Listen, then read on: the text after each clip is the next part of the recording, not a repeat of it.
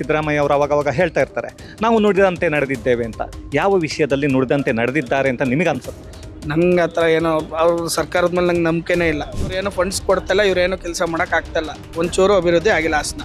ಅಭಿವೃದ್ಧಿಗೆ ಅವ್ರ ಹತ್ರ ದುಡ್ಡೇ ಇಲ್ವಲ್ಲ, ಯಾರನ್ನು ಕೇಳೋದು? ನಾವು ಓಟ್ ಹಾಕ್ದವ್ರು ನಮ್ಮ ತಪ್ಪು. ದುಡ್ಡಿಗೋಸ್ಕರ, ಎಣ್ಣೆಗೋಸ್ಕರ, ಊಟಕ್ಕೋಸ್ಕರ ಒಬ್ಬ ವ್ಯಕ್ತಿನ ಸೆಲೆಕ್ಟ್ ಮಾಡೋದಲ್ಲ. ಯಾರು ನೀಟಾಗಿ ಕೆಲಸ ಮಾಡ್ತಾರೆ ಅಂಥ ವ್ಯಕ್ತಿನ ಸೆಲೆಕ್ಟ್ ಮಾಡೋದು ನಮ್ಮ ಕರ್ತವ್ಯ. ಗೆಳೆಯರೆ, ಈಗ ಮತ್ತೆ APMC ಯಾರ್ಡ್ನಲ್ಲಿ ಮತ್ತೊಬ್ಬರು ತರಕಾರಿ ವ್ಯಾಪಾರಸ್ಥರನ್ನ ಈಗ ಮಾತಾಡಿಸ್ತಾ ಇದ್ದೀನಿ. ಅದೇ ಹಾಸನದ APMCಯ ಕರ್ಮಕಾಂಡ ಏನಿದೆ ಅದ್ರ ಬಗ್ಗೆ ಅವ್ರೇನು ಹೇಳ್ತಾರೆ, ಹಾಗೆ ಈಗ ಸಿದ್ದರಾಮಯ್ಯ ಸರ್ಕಾರದ ಬಗ್ಗೆ ಅವರ ಅಭಿಪ್ರಾಯಗಳೇನು, ಅದನ್ನು ಎರಡನ್ನೂ ಕೇಳೋಣ. ಸರ್, ಈಗ ಈ ಒಂದು APMC ಮಾರುಕಟ್ಟೆಯಲ್ಲಿ ಒಂದಷ್ಟು ಅಂಗಡಿಗಳನ್ನು ಬೇರೆಯವರಿಗೆ ಕೊಟ್ಟಿದ್ದಾರೆ, ಅರ್ಧದಷ್ಟು ಅನ್ನೋದು ಒಂದು ಆರೋಪ ಕೇಳಿ ಬರ್ತಾ ಇದೆ. ಆಮೇಲೆ ಇವಾಗೇನು ಇಲ್ಲೆಲ್ಲ ಈ ಬೀದಿಯಲ್ಲಿ ಈಗ ಮಾರಾಟ ಮಾಡ್ತಿದ್ದೀರಿ, ಇವರಿಗೆ ಯಾರಿಗೂ ಕೆಲವರಿಗೆ ಲೈಸೆನ್ಸ್ ಇದ್ರೂ ಕೂಡ ಅಂಗಡಿಗಳನ್ನ ಕೊಟ್ಟಿಲ್ಲ, ಮುಂದೆ ಎಲ್ಲೋ ಕಟ್ಟಿ ಕೊಡ್ತೀವಿ ಅಂತಿದ್ದಾರೆ ಅಂತ. ಇದರ ಬಗ್ಗೆ ನಿಮ್ಮ ಅಭಿಪ್ರಾಯ ಏನು? ಹಾಗೇನೆ ಇಲ್ಲಿ ನಡೀತಾ ಇರ್ತಕ್ಕಂಥದ್ದು ಏನು? ಅಂಗಡಿಗಳು ಈಗ ಅವ್ರಿಗೆ ಈಗ ಬೇರೆಯವ್ರಿಗೆ ಆಯ್ದವೆ, ಬೇರೆಯವ್ರಿಗೆ ಕೊಟ್ಟಾರೆ, ಅವ್ರಿಗೆ ಆಯ್ತವ. ಕೆಲವರಿಗೆ ಅಂಗಡಿ ಸಿಕ್ಕಿಲ್ಲ, ಈ ತರ ಆಗಿದೆ. ಮುಂದೆ ಕಟ್ಕೊಡ್ತೀವಿ ಅಂತಿದ್ದಾರೆ, ಲೈಸೆನ್ಸ್ ಇರೋರಿಗೆ ಮುಂದೆ ಮಾಡ್ಕೊಡ್ತಾರೆ. ಯಾವಾಗ ಮಾಡ್ಕೊಡ್ತಾರ ಗೊತ್ತಿಲ್ಲ. ಈಗ ನೀವು ಹೇಳ್ತಿದ್ದೀರಿ ಲೈಸೆನ್ಸ್ ಇದ್ದವರಿಗೆ ಮುಂದೆ ಕಟ್ಕೊಡ್ತೀನಿ ಅಂತಿದ್ದಾರೆ ಅಂತ. ಆದರೆ ಲೈಸೆನ್ಸ್ ಇದ್ದವರಿಗೆ ಈಗ ಜಾಸ್ತಿ ಪಾಯಿಂಟ್ಸ್ ಬಂದವರಿಗೆ, ಅಂದರೆ ಮಾರ್ಕ್ಸ್ ಬಂದವ್ರಿಗೂ ಕೂಡ 23, 24 ಬಂದವ್ರಿಗೂ ಕೂಡ ಅಂಗಡಿಯನ್ನು ಕೊಟ್ಟಿಲ್ಲ. ಆದರೆ 18 ಬಂದವರಿಗೆ ಕೂಡ ಅಂಗಡಿಯನ್ನು ಅಲಾಟ್ಮೆಂಟ್ ಮಾಡಿ ಕೊಟ್ಟಿದ್ದಾರೆ. ಅದು ಹೇಗೆ ಕೊಡ್ತಾರೆ? ಪಾಯಿಂಟ್ಸು ಅಥವಾ ಮಾರ್ಕ್ಸ್ ಏನು ಜಾಸ್ತಿ ಇದೆ ಅವರಿಗೆ ಮೊದಲು ಕೊಡಬೇಕಲ್ವಾ? ಅವರಿಗೆ ಮೊದಲ ಆದ್ಯತೆ ಇರಬೇಕು. ಯಾಕೆ ಹಾಗಾದರೆ ಅವರಿಗೆ ಕೊಟ್ಟಿಲ್ಲ, ಬೇರೆಯವರಿಗೆ ದುಡ್ಡನ್ನು ತಗೊಂಡು ಕೊಟ್ಟಿದ್ದಾರೆ ಅನ್ನೋ ಆರೋಪಗಳು ಕೇಳಿ ಬರ್ತಾ ಇದೆ. ಅದು ಎಷ್ಟರ ಮಟ್ಟಿಗೆ ನಿಜ? ಈಗ ಕೊಟ್ಟಾರೆ, ಯಾರ್ಯಾರಿಗೆ ಕೊಟ್ಟಾರೆ ಅಂತ ಗೊತ್ತಿಲ್ಲ. ಈಗ ಕೊಡ್ತೀವಿ ಅಂತ ಹೇಳ್ತಿದ್ದಾರೆ, ಕಟ್ಟೆ ಎಲ್ಲ ಬಡ್ದಾಕಿ ಕೊಡ್ತೀವಿ ಅಂತಿದ್ದಾರೆ, ಮಾಡಿಕೊಡ್ತೀವಿ ಮುಂದೆ ಅಂತವ. ಲೈಸೆನ್ಸ್ ಇರೋರಿಗೂ ಅಂಗಡಿ ಸಿಕ್ಕಿಲ್ಲ, ಎಲ್ಲ ಬಡ್ದಾಕಿವೆಲ್ಲ ಇದಾವೆ, ಮಳಿಗೆಗಳು ಮಾಡಿಕೊಡ್ತೀವಿ ಅಂತ ಹೇಳ್ತಾ ಇದ್ದಾರೆ. ಈಗ ಅದನ್ನ ಮಾಡ್ಲಿಕ್ಕೆ ಇನ್ನೂ ಎಷ್ಟೋ ವರ್ಷಗಳು ಬೇಕಾಗತ್ತೆ. ಅದೇನು ಇವತ್ತು ನಾಳೆ ಆಗಲ್ಲ. ಇವತ್ತಿನ ಸದ್ಯದ ಸರ್ಕಾರದ ಪರಿಸ್ಥಿತಿಯಲ್ಲಿ ಅದು ಇವತ್ತು ನಾಳೆ ಆಗೋ ಅಂತದ್ದಲ್ಲ. ಆದ್ರೆ ಈಗ ಇಲ್ಲಿ ನೀವು ಫುಟ್ಪಾತ್ ಅಲ್ಲೇ ಮಾರಾಟನ ಮಾಡ್ತಾ ಇದ್ದೀರಿ. ಈಗ ಇನ್ನು ಕೆಲವೊಂದು ಅಂಗಡಿಗಳಲ್ಲಿ 5,500 ರೂಪಾಯಿ ಬಾಡಿಗೆ ಇದೆ. ಈ 5,500 ಬಾಡಿಗೆಯನ್ನ ಒಬ್ಬ ವ್ಯಕ್ತಿ ಕಟ್ಟಿಬಿಟ್ಟು ವ್ಯಾಪಾರ ಮಾಡೋದಕ್ಕೆ ಹಾಸನದಲ್ಲಿ ಸಾಧ್ಯ ಇದೆಯಾ? ಸಾಧ್ಯ ಇಲ್ಲ. ಏನ್ ಮಾಡ್ತೀರಾ, ಆರಾಮ್ಸಿ ಕಟ್ಟಲೇಬೇಕು ಅಂತ ಅವ್ರು ರೂಲ್ಸ್ ಮಾಡ್ಯಾರೆ. ಅದ್ರ ಪ್ರಕಾರ ಅವ್ರು ಕಟ್ಟಬೇಕು ಅಂತ ಹೇಳ್ತಾರೆ, ಕಟ್ತಾ ಇದ್ದಾರೆ. ಸರಿ, ಈಗ ಇದರ ಬಗ್ಗೆ ಯಾವುದೇ ಅಧಿಕಾರಿಗಳು ಕೇಳೋದಕ್ಕೆ ಬಂದಿಲ್ವಾ? ಯಾವುದೇ MLAಗಳು MP ಗಳು ಇದನ್ನ ಕೇಳ್ತಾ ಇಲ್ವಾ? ಯಾರು ಕೇಳ್ತಾರೆ, ಮಾಡ್ತಾರೆ, ಬರ್ತಾರೆ, ಹೋಯ್ತಾ ಇದ್ದಾರೆ. ಏನು ಕೇಳಿಲ್ಲ, ಮಾಡಿಲ್ಲ, ಎಲ್ಲ ಮಾಡ್ಕೊಡ್ತೀವಿ ಮಾಡ್ತೀವಿ ಅಂತ ಇದ್ದಾರೆ. ಬರ್ತಾರೆ, ಉದ್ಘಾಟನೆಗೆ ಮಾಡ್ಕೆ ಹೋಯ್ತಾ ಇದ್ದಾರೆ. ಈಗ ಉದ್ಘಾಟನೆ ಮಾಡ್ತಾರೆ, ಹೋಗ್ತಾರೆ, ಓಟ್ ಹಾಕಿಸ್ಕೊಳ್ತಾರೆ, ಎಲ್ಲ ಮಾಡ್ತಾರೆ. ಬಟ್ ಓಟ್ ಹಾಕಿಸ್ಕೊಂಡ್ಮೇಲೆ ರೈತರ ಕಷ್ಟನ, ವ್ಯಾಪಾರಸ್ಥರ ಕಷ್ಟವನ್ನ ಕೇಳೋರು ಯಾರು? ಮತ್ತೆ ಮಾತ್ರ ಅವಾಗೀಗ ಬರ್ತಾರೆ, ಕೇಳ್ತಾರೆ, ಮಾಡ್ತಾರೆ, ನಿಮಗೆ ಮಾಡ್ಕೊಡ್ತಾರೆ, ತಾಡ್ರಪ್ಪ ಅಂತ ನಿಧಾನಕ್ಕೆ ಹೇಳ್ತಾರೆ, ಹೋಯ್ತಾರೆ. ಈಗ ಇಲ್ಲಿ ಒಂದು ಆರೋಪ ಕೇಳಿ ಬರ್ತಾ ಇದೆ, ದುಡ್ಡನ್ನ ಕೊಟ್ಟವರಿಗೆ ಅಂಗಡಿಗಳು ಸುಲಭವಾಗಿ ಸಿಗುತ್ತೆ, ದುಡ್ಡು ಕೊಟ್ಟಿಲ್ಲ ಅಂದ್ರೆ ಸಿಕ್ತಿಲ್ಲ ಅಂತ. ಇದು ಈಗ ಬಹಳಷ್ಟು ಜನ ಅದನ್ನೇ ಹೇಳ್ತಿದ್ದಾರೆ. ದುಡ್ಡು ಕೊಟ್ಟವರಿಗೆ ಅಂಗಡಿಗಳು ಸಿಕ್ಕಿದೆ, ಅವ್ರ ಹತ್ರ ಪಾಯಿಂಟ್ಸ್ ಕಡಿಮೆ ಇದ್ರೂ ಪರವಾಗಿಲ್ಲ, 18 ಇದ್ದವ್ರಿಗೂ ಮಾರ್ಕ್ಸ್ ಕೊಟ್ಟಿದ್ದಾರೆ, ನಮ್ದು 23, 24 ಇದ್ರೂ ಕೊಟ್ಟಿಲ್ಲ ಅಂತ ಕೆಲವರು ಹೇಳಿದ್ದಾರೆ.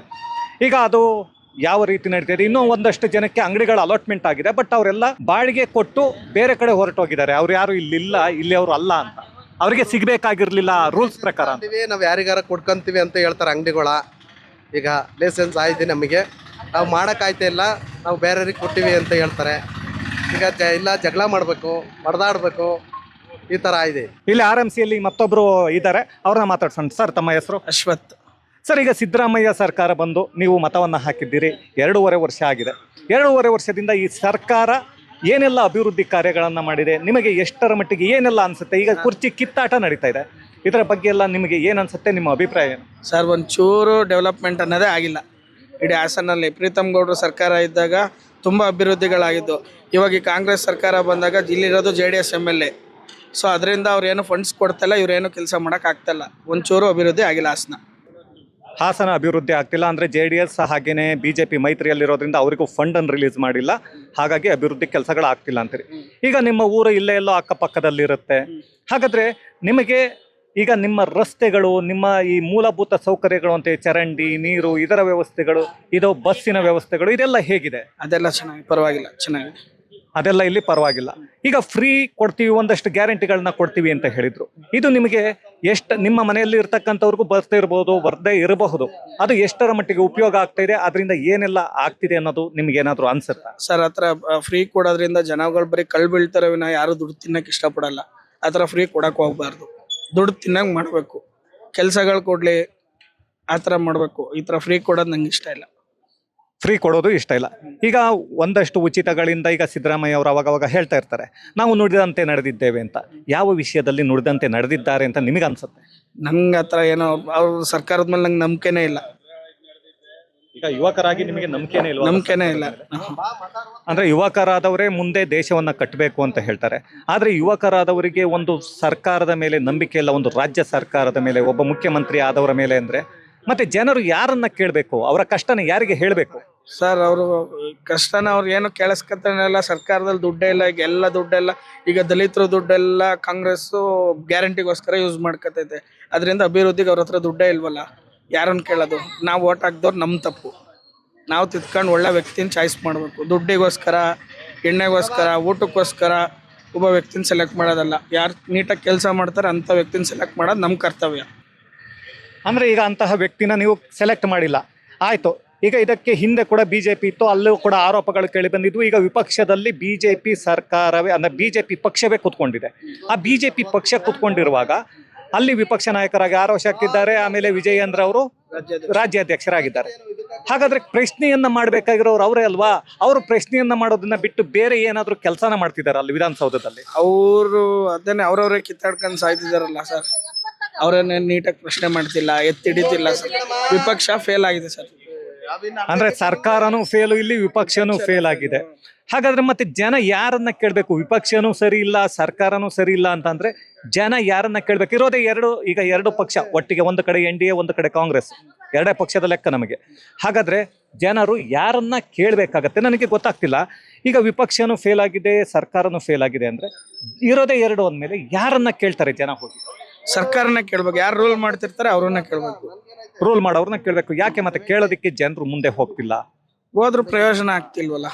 ಸರಿ, ಈಗ ಕುರ್ಚಿ ಕಿತ್ತಾಟ ಅಂತ ಕಿತ್ತಾಡ್ಕೊಂಡು ಕೂತ್ಕೊಂಡಿದ್ದಾರೆ, ಆಯ್ತಾ? DK ಶಿವಕುಮಾರ್, ಸಿದ್ದರಾಮಯ್ಯ. ಇದ್ರ ಮಧ್ಯೆ ಅಭಿವೃದ್ಧಿ ಕೆಲಸಗಳು ಆಗ್ತಿಲ್ಲ.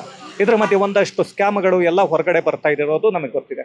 ಇದ್ರ ಬಗ್ಗೆ ನಿಮಗೆ ಏನ್ ಅನ್ಸುತ್ತೆ? ಒಂದು ವರ್ಷಕ್ಕೆ 60,000 ಕೋಟಿಗಿಂತ ಜಾಸ್ತಿ ದುಡ್ಡನ್ನ ಬರೀ ಬಿಟ್ಟಿ ಭಾಗ್ಯಗಳಿಗೆ ಕೊಡೋದು ಎಷ್ಟು ಸರಿ? ನನ್ಗೊಂದು ಸ್ವಲ್ಪನೂ ಇಷ್ಟ ಇಲ್ಲ ಆ ಥರ ಬಿಟ್ಟಿ ಬಗ್ಗೆ ಕೊಡೋದು. ಹಾಗಾದ್ರೆ ನಿಮ್ಮ ಮನೆಯಲ್ಲಿ ಯಾರು ತಗೊಳ್ತಿಲ್ವಾ? ನಿಮ್ಮ ಮನೆಯಲ್ಲಿ ಯಾವ್ದು ಉಚಿತಗಳನ್ನ ಉಪಯೋಗ ನಮ್ಮ ಮಾಡಿ? ರೇಷನ್ ಕಾರ್ಡ್ ಮಾಡ್ಸಕ್ಕೆ 2 ವರ್ಷದಿಂದ ಅಪ್ಲೈ ಮಾಡಕ್ಕೆ ಕೊಡ್ತಾ ಇಲ್ಲ. ರೇಷನ್ ಕಾರ್ಡ್ನ ಆನ್ಲೈನಲ್ಲಿ ಬಿಡ್ತಾನೆ ಇಲ್ಲ. ಈಗ ಹಾಗಾದ್ರೆ ಅದ್ಯಾವ್ದು ಲಕ್ಷ್ಮಿ ಗೃಹಲಕ್ಷ್ಮಿದ್ ಬರ್ತಿಲ್ಲ. ಮತ್ತೆ ಕರೆಂಟ್ ಫ್ರೀ ಇದೆ, ಬಸ್ಸು ಲೇಡೀಸ್ ಫ್ರೀ ಇದೆ. ಓಕೆ. ಈಗ ಫ್ರೀ ಕೊಟ್ಟಿರೋದು ಒಂದಷ್ಟು ಕುಂಠಿತ ಆಗೋದಕ್ಕೆ ಮುಖ್ಯವಾದ ಕಾರಣ.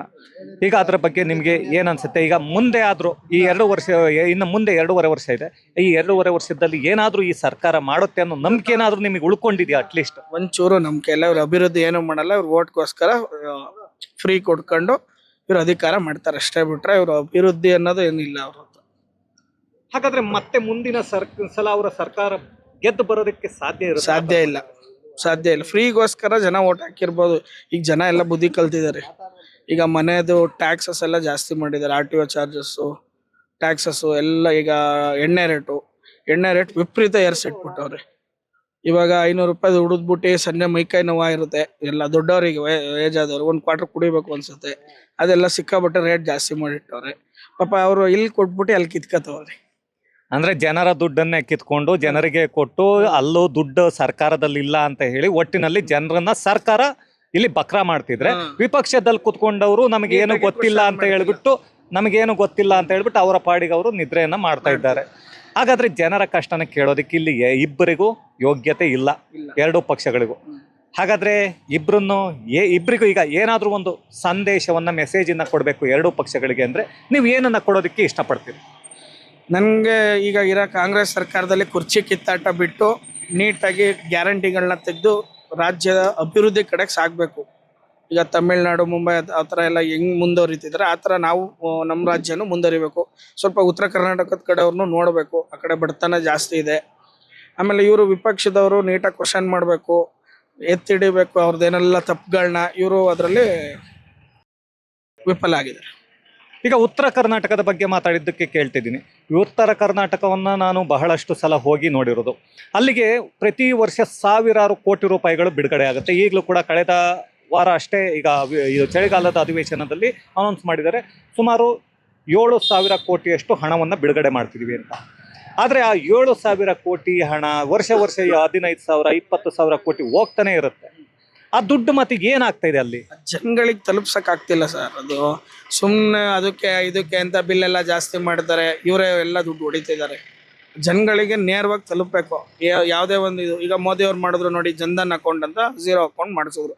ಇವಾಗ ಏನೇ ಸೆಂಟ್ರಲ್ ಗೌರ್ಮೆಂಟ್ ಸ್ಕೀಮ್ ಬಂದ್ರು ಡೈರೆಕ್ಟ್ ಯಾವ ದಲ್ಲಾಳಿಗಳಿಲ್ದಲ್ಲ ಡೈರೆಕ್ಟ್ ಅವ್ರ ಅಕೌಂಟಿಗೆ ಹೋಗೋದು. ಇಲ್ಲೂ ಆ ಥರ ಏನಾದರೂ ಚೇಂಜ್ ಮಾಡಬೇಕು.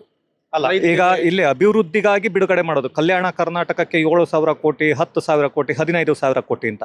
ಆ ದುಡ್ಡು ಅಭಿವೃದ್ಧಿ ಆಗಬೇಕು, ಅದು ಜನರಿಗೆ ನೇರವಾಗಿ ಬರಲ್ಲ.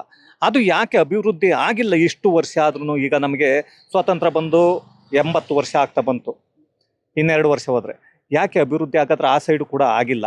ಈಗ ನಾವು ನೋಡೋದಕ್ಕೆ ಹೋದ್ರೆ ಆ ಉತ್ತರ ಕರ್ನಾಟಕದ ಭಾಗಕ್ಕೆ ಹೋದ್ರೆ ಅಭಿವೃದ್ಧಿ ಅನ್ನೋದನ್ನ ನೀವು ನೋಡೋದಕ್ಕೂ ಆಗಲ್ಲ, ಆಯ್ತಾ?